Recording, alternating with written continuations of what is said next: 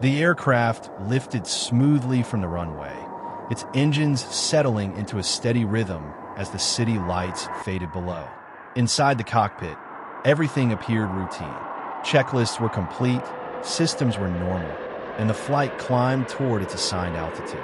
To anyone watching from the ground, or sitting quietly in the cabin, there was no hint that this flight would soon become a mystery debated for years. But control on this aircraft was not as simple as it appeared. As the plane leveled off, subtle changes began inside the cockpit. The autopilot engaged, adjusting pitch and thrust with precision that only modern systems could deliver.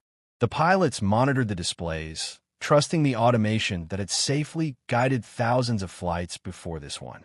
Data streamed across the screens: airspeed, altitude, vertical speed, all appearing stable and believable. Then came the first disagreement. One instrument showed a value that didn't quite match the others. It wasn't dramatic. It wasn't alarming. Just different enough to be noticed. A brief comment was made, quickly dismissed. Instruments disagree sometimes, especially at altitude. The system usually resolves it on its own. But this time it didn't. The flight computers began compensating based on data that was no longer perfectly aligned with reality. Small automatic corrections were applied. Tiny adjustments invisible to the passengers, barely perceptible even to the pilots. The aircraft responded smoothly, masking the developing problem behind flawless motion. Minutes passed. The cockpit remained calm, but the balance of control had already started to shift. Automation was no longer assisting the pilots. It was quietly leading them. Each correction moved the aircraft slightly further from stable flight, while the human crew watched instruments that told a convincing but incomplete story. Outside, the sky was dark and empty. No visual horizon, no reference points, just numbers, lights, and trust in the system. When the autopilot made its next adjustment, it did so confidently, without hesitation, without doubt. The pilots felt the change, subtle but real. One hand rested closer to the controls. A question formed, but wasn't spoken yet. Who was really flying the aircraft at that moment? The humans in the cockpit, or the systems interpreting flawed data? The answer would come later. The black box was already recording it all. The disagreement between the instruments grew more pronounced as the aircraft climbed higher. One screen showed airspeed holding steady. Another hinted at a slight drop, while a third remained unchanged.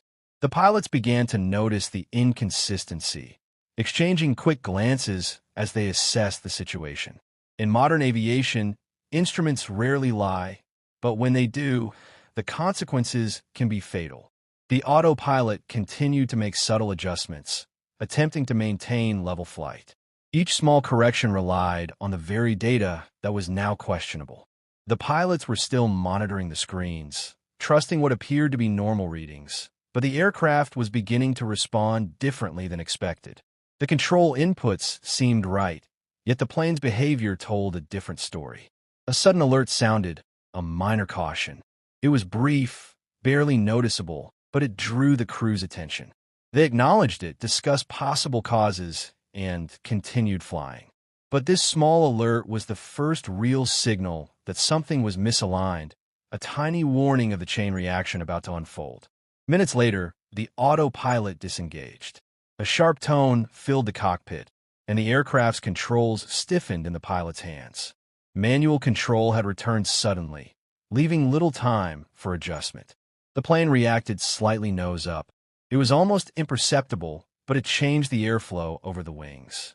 Every reaction from the pilots now had to counteract both the natural response of the aircraft and the misguiding instruments. The pilots tried to stabilize the flight. They followed their training, adjusted pitch, checked airspeed, and monitored altitude. Still, the aircraft subtly resisted their efforts, slipping into patterns that didn't match reality. Outside, the sky remained dark and featureless.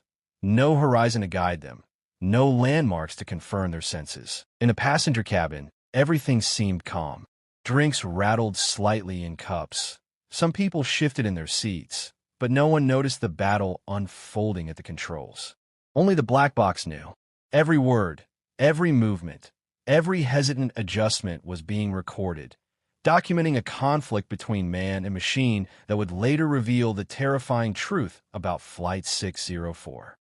The tension in the cockpit escalated. The pilots realized that the instruments were not simply inconsistent. They were actively misleading. Airspeed fluctuated unpredictably, vertical speed indicators conflicted, and one screen occasionally froze before returning strange readings. The autopilot, now off, had left the pilots entirely responsible, yet their guidance relied on data that was no longer trustworthy. The captain called out, trying to establish clarity. "Confirm airspeed," he demanded. The first officer read the display aloud, then hesitated. It's dropping, but the other screen says steady." The words barely left his lips before the aircraft shuddered, a subtle vibration that made them all tense. This was no turbulence. It was aerodynamic instability, invisible but deadly. The co-pilot instinctively adjusted the controls, attempting to compensate for the nose-up attitude the instrument suggested. Yet every movement felt wrong. The plane responded slowly, almost reluctantly. The higher they climbed, the thinner the air became, and the more pronounced the stall effect.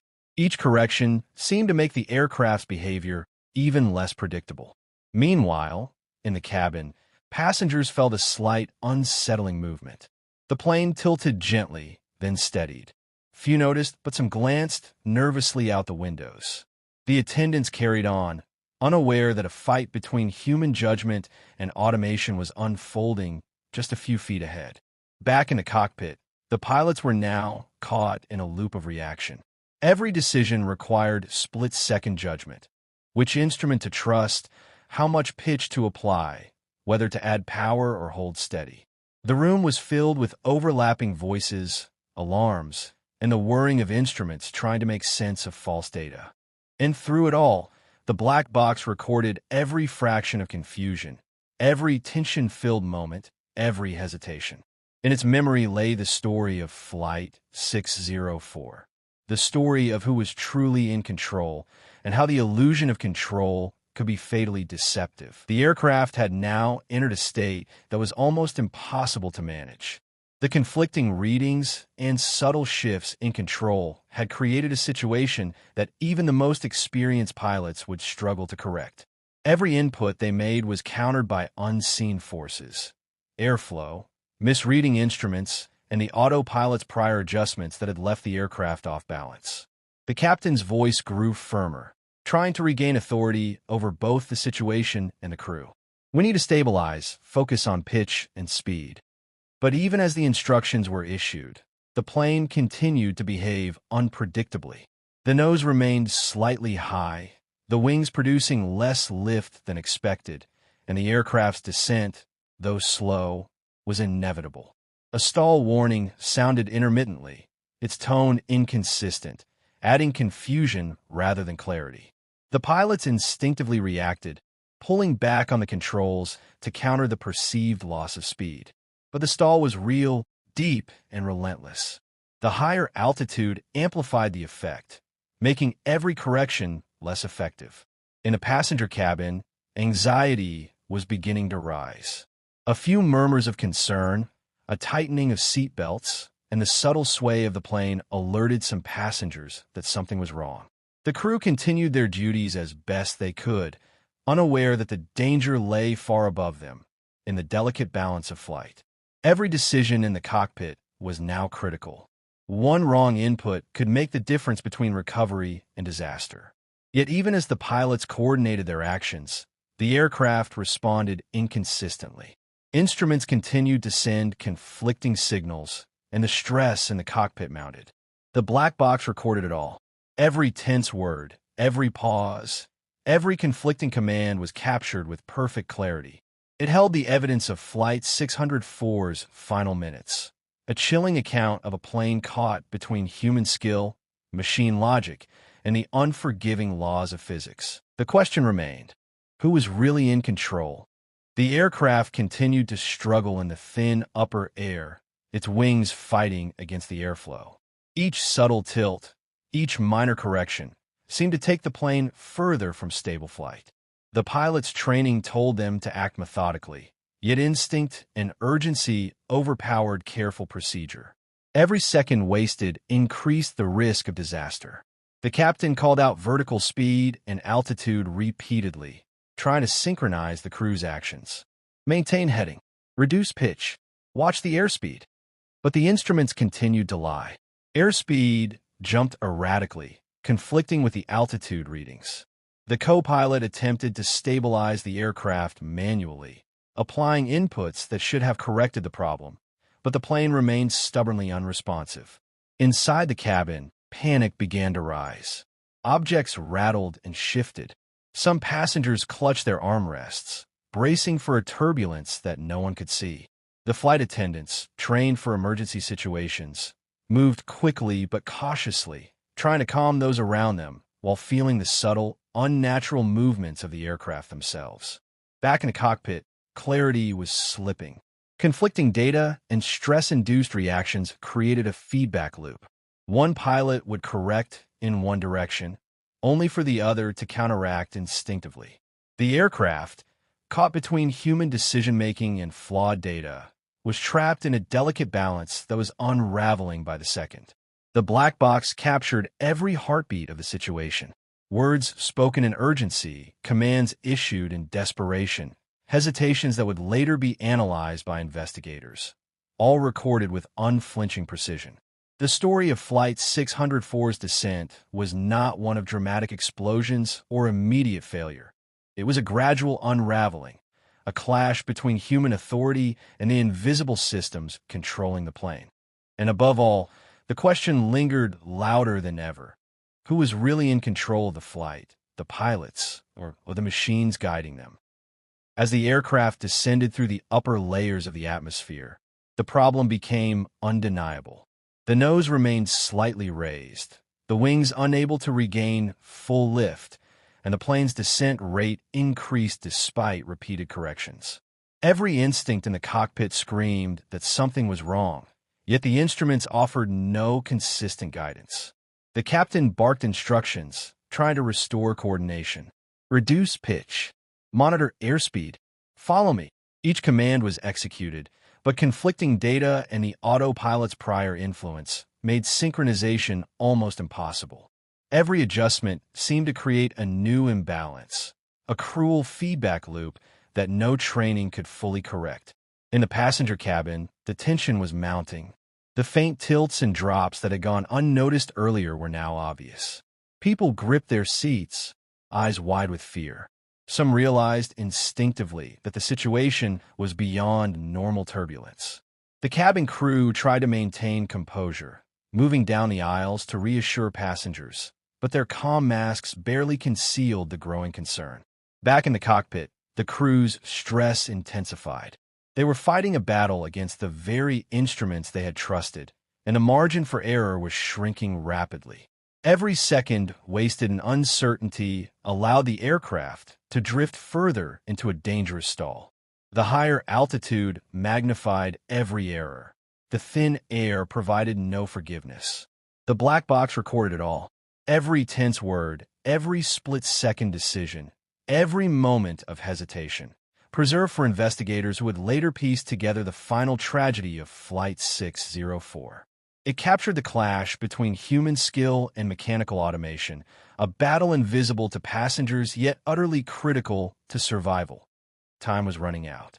And the deeper the confusion, the closer Flight 604 drew to a point from which recovery would become impossible. The aircraft was now fully in a precarious state.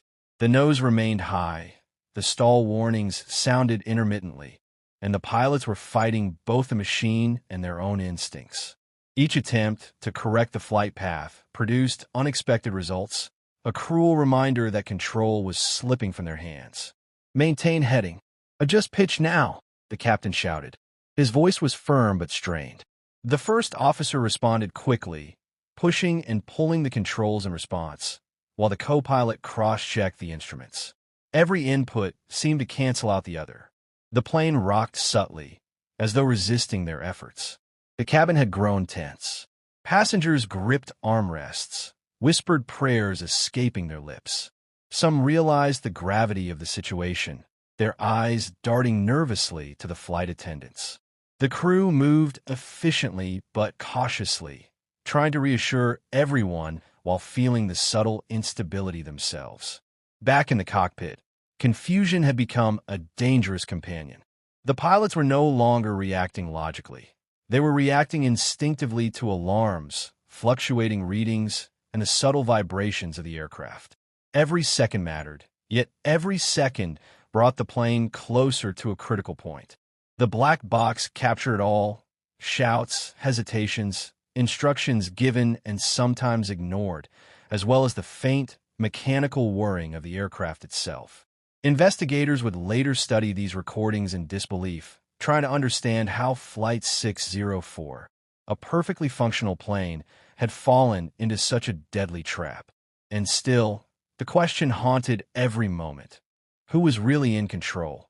The humans fighting desperately, or the automation quietly guiding the aircraft toward its tragic fate? The final minutes were a blur of chaos and mechanical inevitability. The aircraft, caught in a deadly combination of high-altitude stall and conflicting instrument readings, could no longer respond effectively to the pilot's commands. Every attempt at correction was too little, too late. The plane's descent accelerated, each second shrinking the distance to the ocean below. The pilots shouted instructions, their voices overlapping in urgency and frustration. They pulled, pushed, and twisted the controls with all their training and experience. Yet the aircraft moved only marginally in response. Every instinctive reaction, every desperate effort, could not overcome the fundamental truth. The plane was no longer fully under human control. In the cabin, fear had reached its peak. Passengers braced, screaming, gripping their seats as the aircraft lurched violently. Objects were thrown into the air. Gravity seemed to shift unpredictably. The flight attendants did what they could to calm them, but there was no stopping the inevitability that had begun hours ago with a subtle data discrepancy. Then, in the final seconds, silence fell over the cockpit, but not calm. It was a quiet born of the impossible reality. There was nothing left to do. The black box continued to record, capturing the last heartbeat of Flight 604. The final commands, the last breaths, and the chilling awareness that control had shifted away from human hands entirely. The aircraft struck the ocean in a catastrophic impact. There was no gradual breakup, no fireball, just a sudden, absolute end. The ocean swallowed the plane and its passengers, leaving only questions, grief, and a black box that would later reveal the terrifying truth. Flight 604's story became a grim lesson in aviation history, a reminder that even the most advanced technology is vulnerable when human judgment and machine automation collide. Control is never absolute, and the illusion of it can be deadly.